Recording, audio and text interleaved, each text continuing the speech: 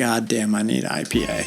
This is Beering Ain't Easy, your podcast for beer humor, dad humor, and beer tastings from Texas and beyond.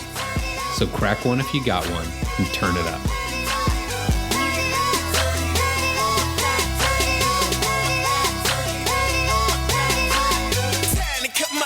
Welcome to Beering Ain't Easy, Season 2, Episode 41 with Ryan and Drew. Welcome back, y'all. Ryan, I think we made a terrible mistake. I know we made a terrible mistake. Ladies and gentlemen, we have an experiment episode for you tonight, and I call it an experiment. It's more like what I call a fear factor. So for those of you that haven't been around for a while, Joe Rogan, before he was a king of podcasts, he had a little show called Fear Factor. Did you ever see that one, Ryan? I couldn't watch that. Like eating like the scorpions and stuff. Like, dude, that was all like my worst nightmares. No way. Well, this is kind of like a fear factor for you, Ryan, because it's been well established on our podcast that you don't like mixing things with other things and drinking them. And that's exactly what we're going to do tonight.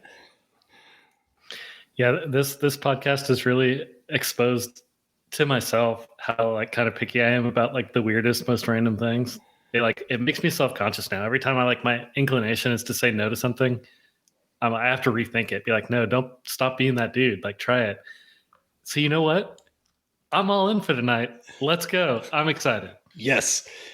So we chose 4 beer mixed drinks, and this idea came up in one of our previous episodes where we got some Michelada mix from Space City Snacks out of Houston. And we'll get into that in a minute, but we created a bracket of 4 beer mixed drinks. This is not an all-inclusive list, but 4 was all I could convince Ryan to try, unless he becomes a believer at the end of the episode, and then we'll have to do a bigger bracket next time. So maybe this is volume 1. The rest of our podcast episodes are just random-ass mixed drinks. And then bring them all back for the Tournament of Champions? Do we have the new Jeopardy here? Yes. Oh, yeah. All right. So I think... So we can start sipping on something. Let's introduce the bracket, and then we can maybe pick one of the first matchups and then start sipping on those and maybe talk about some beer news topics. So you seeded these, Ryan. I know you put a lot of thought into this. So do you want to give us the number 4 seed? It's called the Black Velvet. It's a stout mixed with champagne. So in this case, Drew and I aligned. We have Guinness and Prosecco, I believe. Is that what you have too, Drew? I do. Yeah, I'm not even going to try to like shout out the Prosecco company. I just bought it from Total Wine and like a little single. Yeah, I looked at the single you bought. I found the same brand, and it was a Prosecco, but it was a different color label. I don't know if that has any effect on it, but that was the only one I could find, so I got that one. Yeah, I mentioned this one to my wife, and her reaction was, gross. So that's why it's the number 4 seed. Yeah, I asked my wife, I said, well, like, rank these in order if you think that is like the most prominent in, and it was like the order I was thinking too. So you know what? Perfect. Do you want to introduce our number 3 seed? Yes. So our number 3 seed is going to go with the Guinness theme. So it's another Guinness mixed drink. This one is a lot more well known. It's probably the only beer mixed drink that I've seen regularly, and it's the Black and Tan. And so you're mixing a Guinness stout with a pale ale. So typically you'd use like what is the typical one? Is like Harp or something like that you would traditionally use. Yeah. I chose... That'd be the Guinness version of it, yeah. Yeah. I wanted to have at least one Houston beer on the list today. So I chose from Lone Pint Brewery, Zeno's Pale Ale, which is one of my favorite pale ales of all time. So I wanted to give them a shout out today.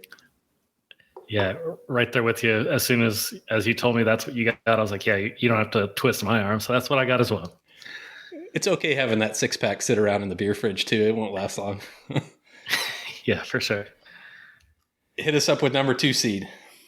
All right, so number 2 seed, tightly contested with number 3 about the seeding. There's seeding controversy. I'm hearing rumors. So yeah, number 2, summery drink. Summer's winding down. It is the Shandy. And there's actually a whole bunch of different ways to make this. I've always thought Shandy was just like basically any beer with lemonade. But in looking it up online, it's actually, I guess, traditionally like in Europe and stuff, it's with ginger beer or ginger ale. All right, Drew, you got the honors. You want to bring us to the one seed? So just because I can't stomach doing it. I'm just gonna like add on to your last one, because just for the listeners, that is also Zeno's pale ale with a 50-50 split with lemonade for our mixture today. Oh, yeah, sorry about that. And the mixture that started this whole episode idea, after our Mexican lager episode.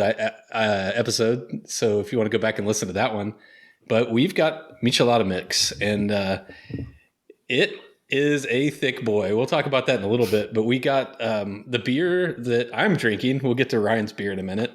I'm actually drinking, one of our good friends over at the Nook Brewing Company in Broken Arrow, Oklahoma, aka Ryan's brother. We're drinking the Maracas Mexican lager, but Ryan was supposed to be drinking this beer, but he had a mispour incident. But I've also mixed that with the spicy Michelada mix from Space City Snax.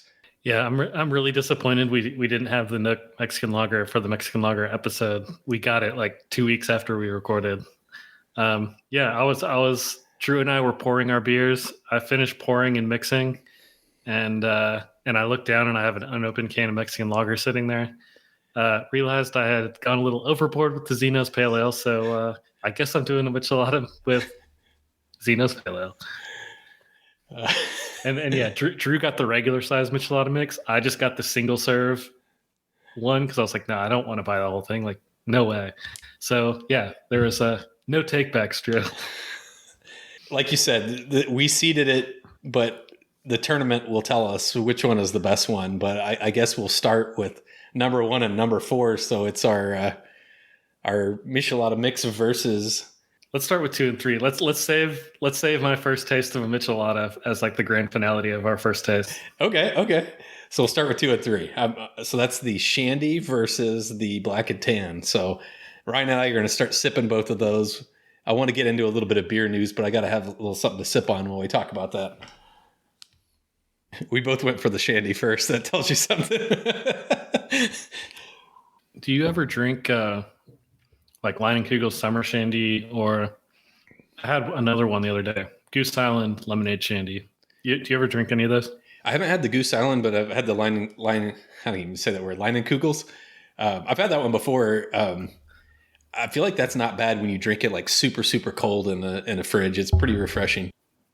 Yeah. I used to really like those for a while because that's up in Wisconsin, and being in Minnesota, it was like everywhere. So I'd get that a lot. They also had a version. It was Berry Weiss, but it was like similar. But that one was a little cough syrupy. But I think I went half and half. I think this could use a little bit less lemonade and a little more beer, because it's pretty tart and kind of drowning out the beer. Like the fact that it just tastes like watered down lemonade, I wouldn't have really guessed there's actually beer in here. How was your ratio? Yeah, I kind of felt the same way. I was like, yeah, I could use a little bit, like a little bit of a hot backbone or something on there. It kind of, you're drinking like more lemonade. It feels like, I kind of think of it like a mimosa. You almost need to like pour like 90% champagne and like 10% orange juice on top. I feel like that's what we should have done on this one. So. I think you're right. If this is actually close, then I may go grab another one and just top it off a little bit. Ooh, I'm with you on that. So we'll come back to that thought. That may have to be the tiebreaker on this. But I think so. Have you ever drank a Black and Tan before? So I know I have. I remember going to Kansas City in college, and we went to some like kind of fancier bar. We're used to the college dirty ass like grungy bars, and we went to a place that actually seemed kind of nice, and so I felt like I should get something not just like bottled domestic. And they had a beer cocktail list, and I was like, ooh, I've heard of a Black and Tan. It was like one of the only ones I'd ever heard of, so I got that and I drank it, and I don't remember anything about drinking it. I just remember ordering it. What about you?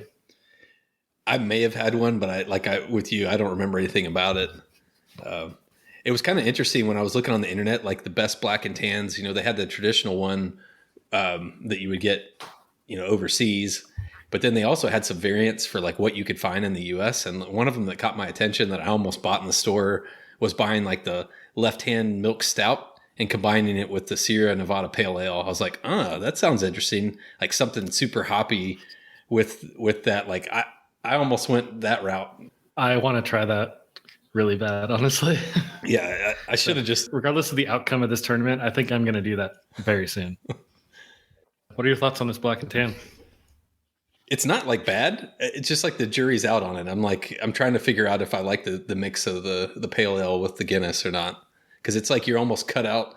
Guinness is such a like creamy, thick, frothy beer. And then you put the pale ale in there. I mean, I'm trying to decide if I think it's an upgrade of a regular Guinness or not. I guess that's where I am. What about you? Yeah, I mean, I've gone on record on the podcast saying my issues with nitro beer is that it just basically is zero carbonation. And yeah, it makes it creamy, but like I like that carbonation. This is kind of a middle ground. It like gives it a little bit more of like that carbonation, but it kind of takes away from the creamiest. So it's like you were kind of saying, it's kind of like, what are we doing here? Yeah. Like commit be like a nitro beer or be like a regular beer. It's half and half. I don't know. It does make me very curious to get to the black velvet because that's going to add like way more carbonation than the pale ale did. Yeah. So I'll be very curious what happens with that one. Yeah, I think you said it well. It's like if you want a Guinness, you want a Guinness. If you want a pale ale, you want a pale ale. It's like very rare that my brain is like can't process like wanting them both at the same time. And so that's where like my taste buds are when I drink it. I think I need to go get another Zeno's. All right, I'm with you.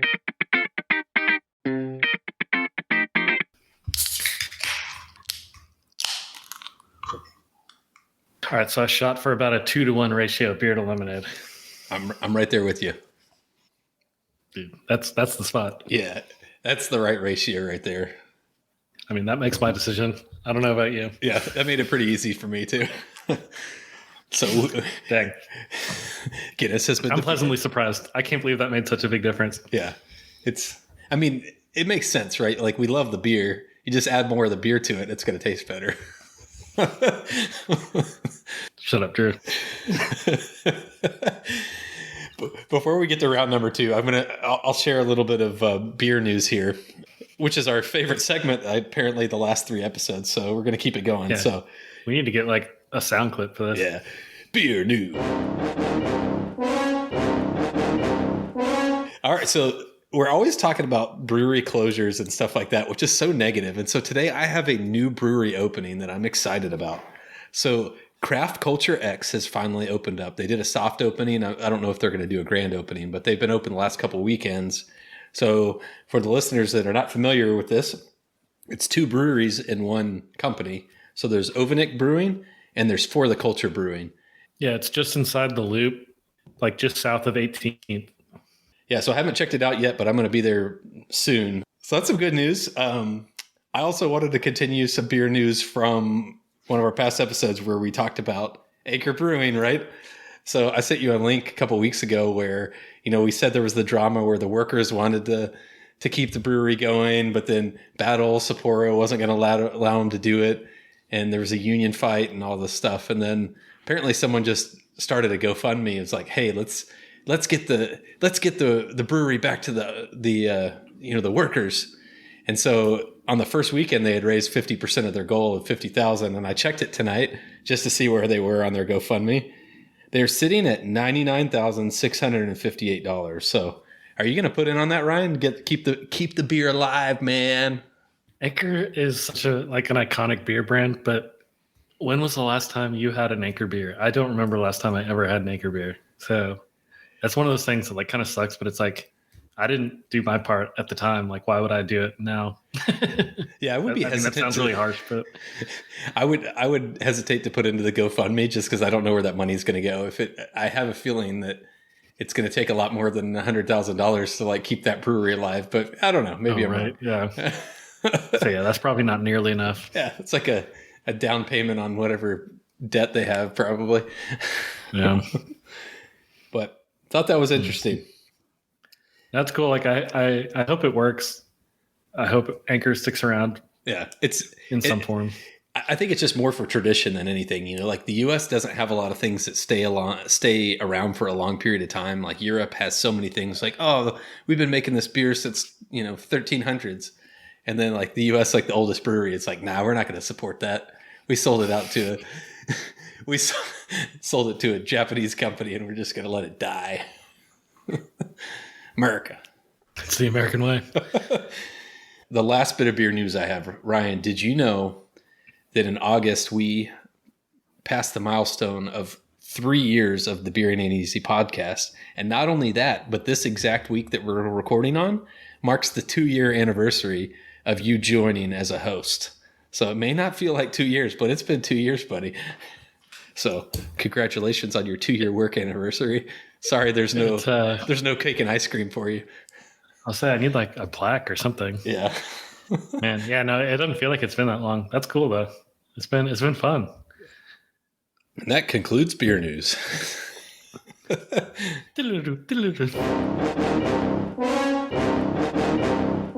So I think we need to pivot over here to the number 1 versus number 4 challenge. I don't know if your body's ready for this yet. I suppose it's about that time. You got to save a little bit of your other 2 beers so that you can make the full bracket out here. Ryan's looking scared. I forgot about the consolation bracket. It's okay. I still got the Shandy, so we're good. Yeah.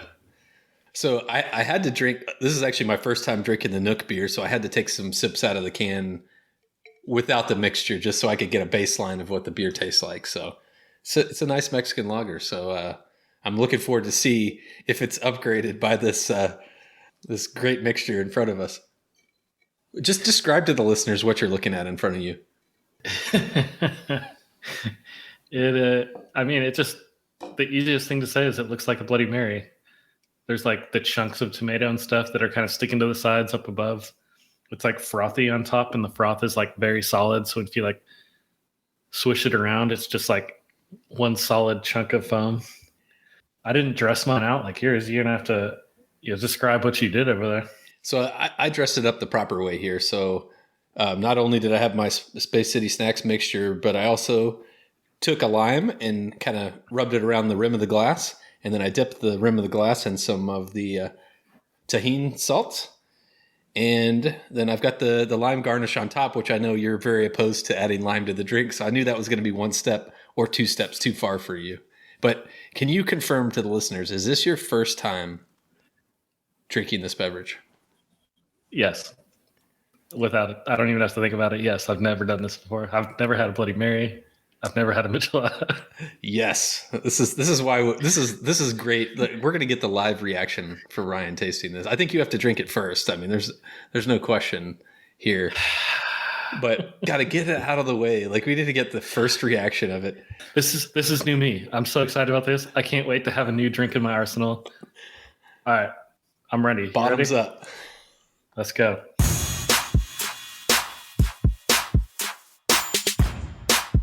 Well, that's got a kick to it. I need to add more beer to it. It's not bad. I didn't recoil or anything. It's just very tart because there's too much mix and not enough beer. Yeah, I think we went a little heavy. Like, I was looking at some mix recipes where you can make it yourself.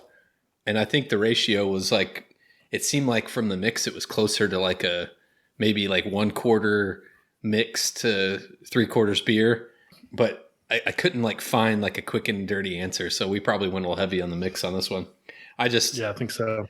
I just topped mine off with some beer, so I'll see how it goes. But we did choose this one. Actually, it's a good time for us to bring up, speaking of beer news, we never really recapped the fact that we went to the Houston Beer Block Party at Spindletap, which was a great time. We bought the VIP passes. It was hot as hell, but we had some great beers there. And then we stopped over at the stand. They had Space City Snacks there. And he gave us samples of 3 or 4 different flavors. And this is the one we chose. We chose spicy, but they had some other great lime flavors that were a little hot, less hot. But this one, man, it's got some kick to it. It's got really good flavor, as just a mixer by itself. Yeah, I do really like that part of it. It kind of leaves that afterburn on your lips and even like kind of throughout your mouth, but even down, like, I don't know if you feel it down in your chest, but I'm getting it down there too. Yeah, and I actually do kind of like that about it. Yeah, it's a good burn. It's really, really a good burn. It's not like too much, but like it's some lingering heat there. As I keep drinking it down a little bit, I'm gonna keep topping it up with a little bit more beer and a little bit more beer. And I'm gonna find my sweet spot. But I think I could find a ratio that actually worked for me and would make me want to drink this again. Whew. Sorry, I can't talk, man. It's like made me hoarse over here. I can feel my face getting like flushed. Yeah, I'm kind of into it. Yeah, this one's packing some heat for sure. I'm a little worried that it's gonna wreck my palate for anything else that we're drinking tonight. Yeah, that's true. Let's pause on that one for now. Cleanse the palate with some water. I will say, like, I got a confession to make. Like, when it comes to margaritas or any sort of mixed drink, I am not a salt on the glass person. Like, I feel like it's just too much salt.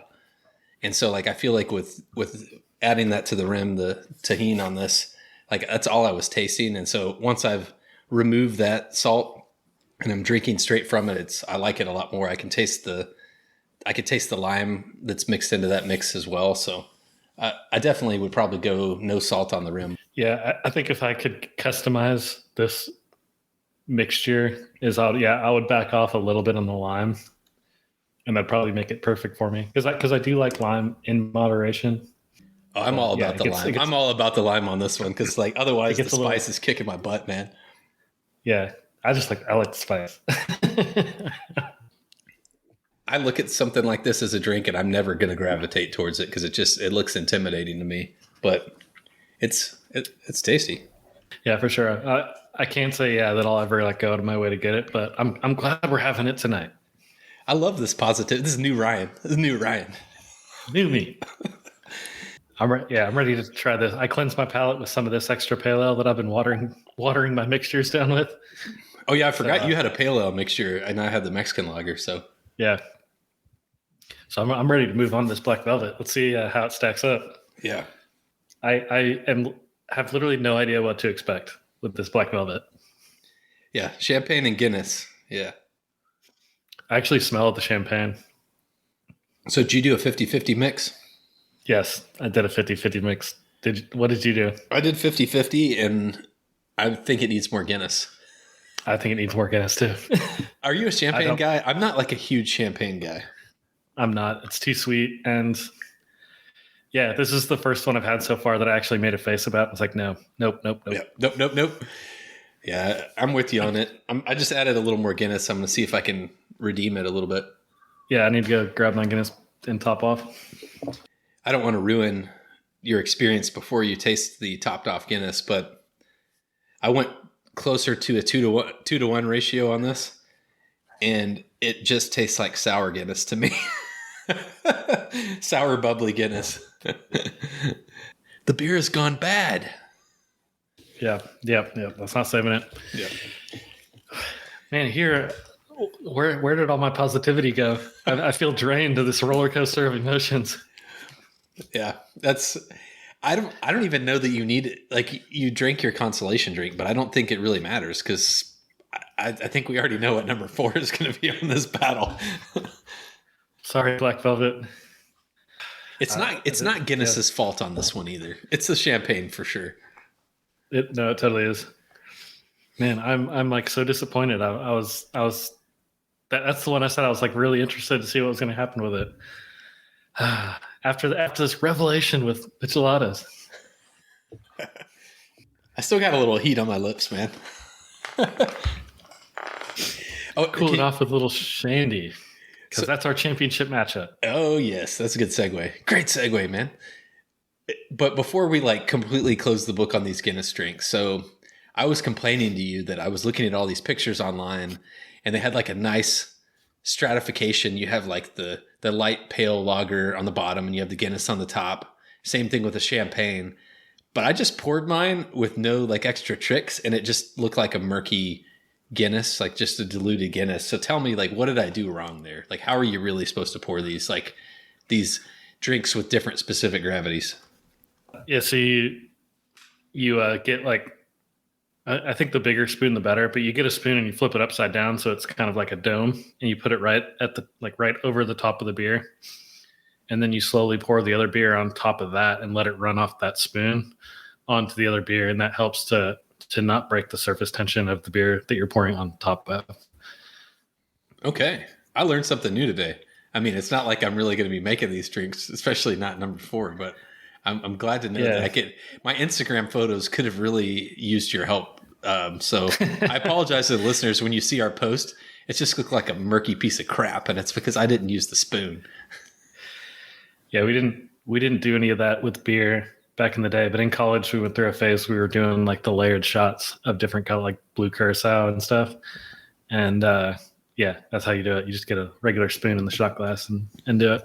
Just you're a man of class, Ryan. That's why you know these things. Yeah, man. I mean, those American holidays, you got to do those red, white, and blue shots.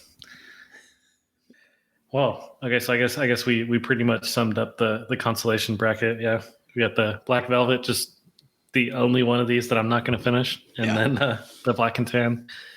Are you going to finish the rest of your like straight up bubbly, or is that like your celebration drink after this is over? Yeah, we'll see how I feel after drinking all of this that we have in front of us. Yeah, maybe I'll crack into it. So before we get into the final challenge, so we did mention the Houston block party. There was one event there that we haven't covered on the podcast. Don't do it, Drew. It's because I want to support local business. Our buddy over at Squats and Hops goes to a lot of the beer events, and I thought he was our friend. I'm not so sure. So we went over and did the challenge, which basically you're holding. How would you describe it, Ryan? You're holding like almost like it's not a beer stein, but it's like a weight that's kind of feels like a really big beer that you're holding. It's like a crowler. Yeah, it's like you're holding a crowler with a weight below it, and then they do a challenge to see how long you can hold that out. And I'd like the listeners to weigh in right now in their minds who they think would have won that challenge. And then I'll let Ryan do the honors of who won that challenge between Ryan and I. And we did a side-by-side challenge of who could hold the weight the longest. Mind you, I have really skinny arms, and so this was really not going to my favor. Rigged and stolen. My shoulders and arms were fine. It was my hand. It was sweaty. Yeah. I have little hands because I'm compensating other places, and so this can just started slipping, and I'm just watching it slip through my hands, and there's nothing I can do about it. And I held out. I feel like I held out longer than I thought I could, and it slipped. It's all right, Ryan. There's always next time. I'm a sweaty guy. I want a rematch in a climate-controlled environment. I mean, I swear to God, it was like heat index of like 120 that day too. So like Ryan, it's still an excuse, but it's a valid excuse, I guess. But someone in front of us had just done it, and I'm pretty sure he used mine, and it was all sweaty to start with. What else can I come up with here? What I loved about it is that they have a record of all the events that they've gone to and like everybody's score and their time. And so that's forever in the annals of history that Beer and Easy Drew has defeated Beer and Easy Brian. There's no rematch needed. I think we just need to leave it at that. I'm glad Adam wasn't there because he would have found a way to win, and I just couldn't handle listening to that shit. Yeah, he would have all of a sudden popped up on this episode just to talk about it. Yeah. What's up, bitches? But no, to be real, it was fun, and yeah, he keeps the scoreboard so you can kind of see where you're at. So we kept checking back throughout the day. So we weren't last, so yeah. No matter what, we have that. Yeah, we were in the middle somewhere. It was a respectable score on both sides, so we would have won if we just combined our scores right. Sure. Last thing I'll say before one last thing. Just a shout out to Sylvia for putting on that event. It was really cool. We showed up and they had like a beer and food pairing. Really great food and great beers, and they had all the brewers up on a table answering questions about their beer, talking about it. It was a really like unique experience that I hadn't done before, and I had a good time. And it was air conditioned there, and that was good because the rest of the day it was, it was brutal. She did a good job putting out like there was free water out the whole time. She even put out like water guns and to be used with ice water and stuff. So they were doing stuff for people to, if they were feeling like it, they could find ways to keep cool. So, but yeah, they had live music playing the whole time that were like some good bands. I was digging it. Yeah, I had a good time. Yeah, overall, it was a great experience. Heck yeah. All right, Ryan, the final challenge. Shandy versus Michelada. I'm going to do this with an open mind. I'm clearing my mind right now. My eyes are closed. I'm purging everything I was thinking before going into this. If your eyes are closed, I don't know how you're going to be able to tell these two beers apart. It's a patented Beering and Easy blind tasting. Which one has the tomato? Shandy's still really good. Yeah. It's held up. Yeah.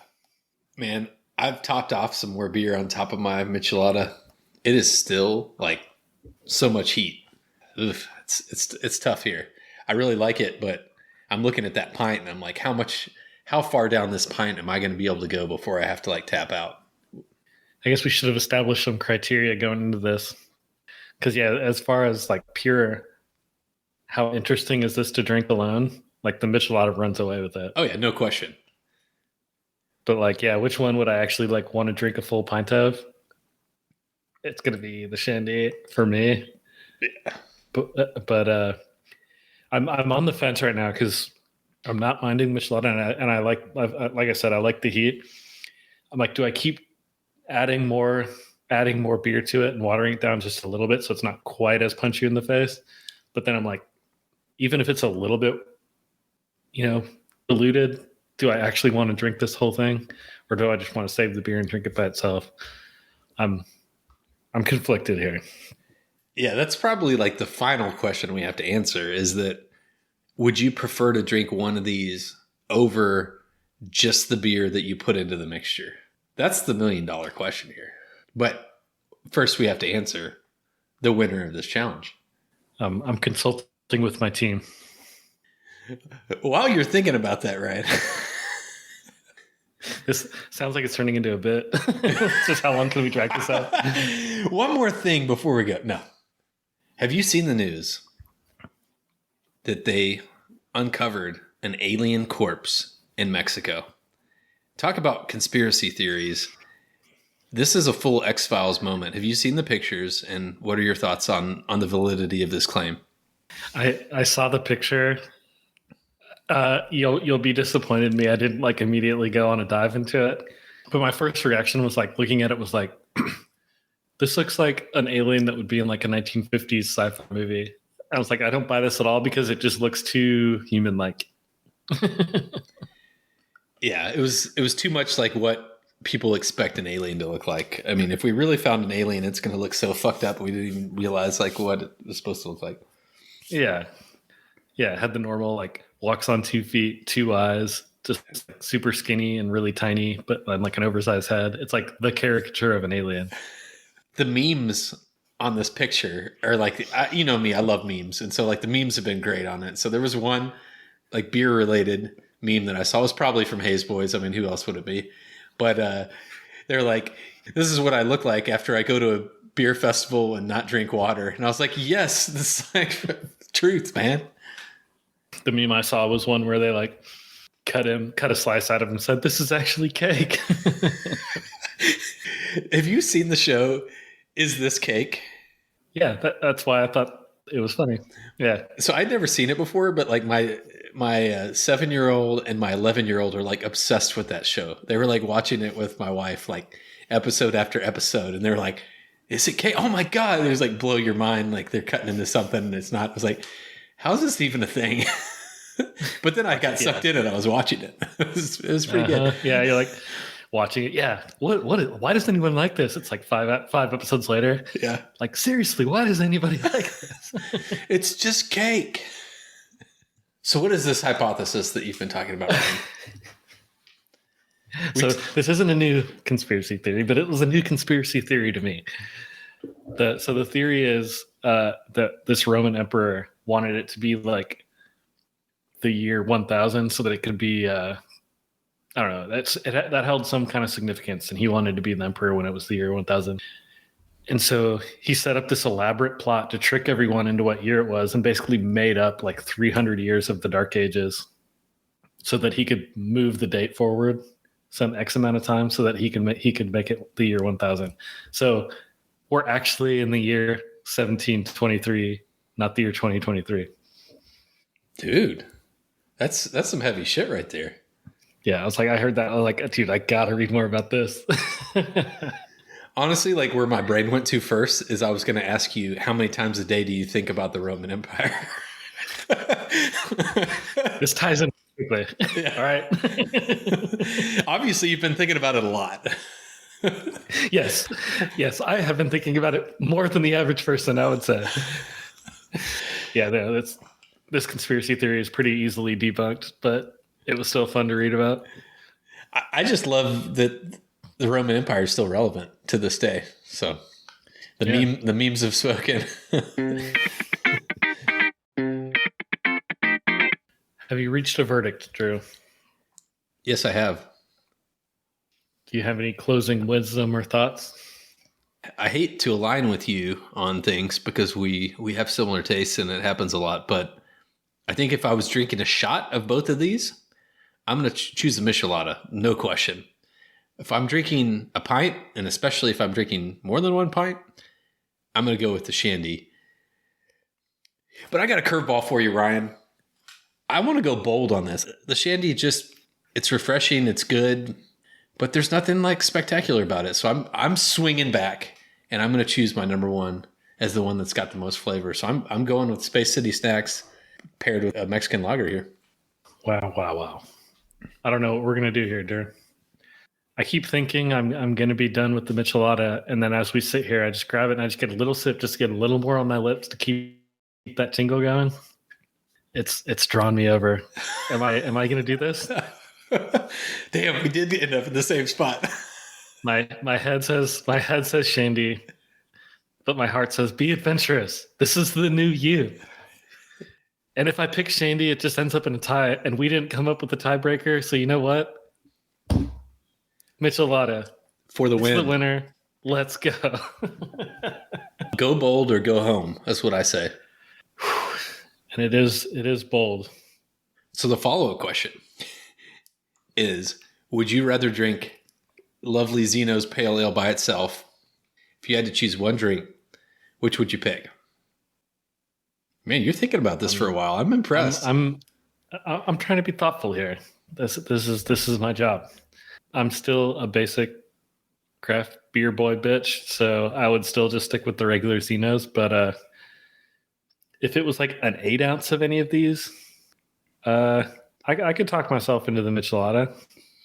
Something a little bit different. If it was a full pint, it'd have to be the Shandy. If it wasn't the Zenos. What about you?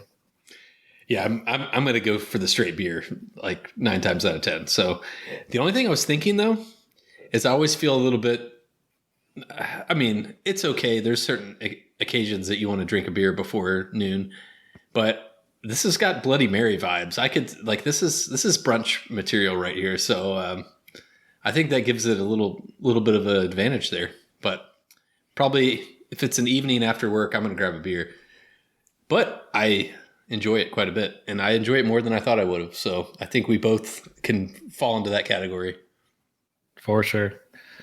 Yeah, I do feel weird sometimes. Yeah, like going to brunch and people are ordering mimosas and stuff, and I'm just like, can I get can I get the mini boss or something? And I'm like, just like slamming beers at brunch. So yeah, in that scenario, I could be like, if I had any shame at all, I could be like, yeah, I'll get the Michelada, but no, I would still just get the beer. You'd still get the beer.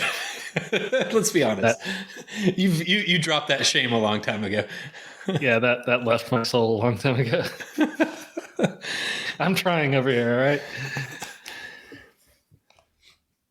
Ryan, I got a bet for you. I will give you $50 if you mix what's left of your Michelada, your Black Velvet, your Shandy, and you don't have Black and Tan left, but the 3 of those is enough. Would you take that bet? No. Get out of here. That kind of makes my stomach uneasy just thinking about it. Yeah, speaking of fear factor. With that, ladies and gentlemen, we got to end this episode. All right, Ryan, it took a lot of initiation energy to do this episode, to actually convince ourselves that it was a good idea to mix beer and other, as you would say, mix a thing and another thing. I'm glad to see that you faced your fears and came out of it victorious. Like I have so much pride in my heart for you. And, top that off, to combine it with the 2-year anniversary of your employment of the Beer and Easy podcast. Your check's still in the mail. If you haven't gotten it yet, it's coming. I promise, eventually. But I'm rambling on, so I'm going to turn it over to you, Ryan, to close us out for tonight. Like you said, we had our own personal fear factor here. I'm seeing a lot of correlations. We had one guy hosting Fear Factor and then ends up having the biggest podcast in the world. And look at us, we're hosting an episode of Fear Factor. So who knows where this podcast is going to go next? Can only go up.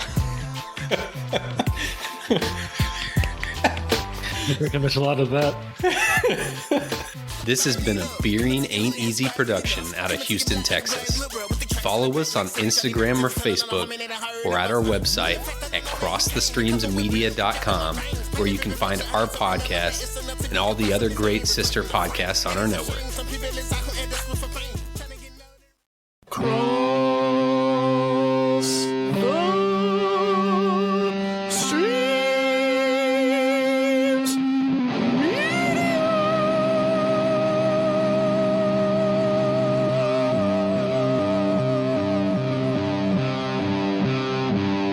This has been a Cross the Streams Media Podcast.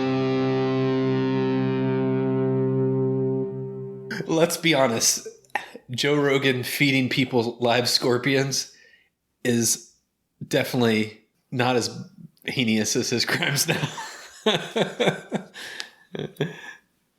I heard a statistic that most women do not want a man who likes the Joe Rogan podcast. Knock me over with a feather.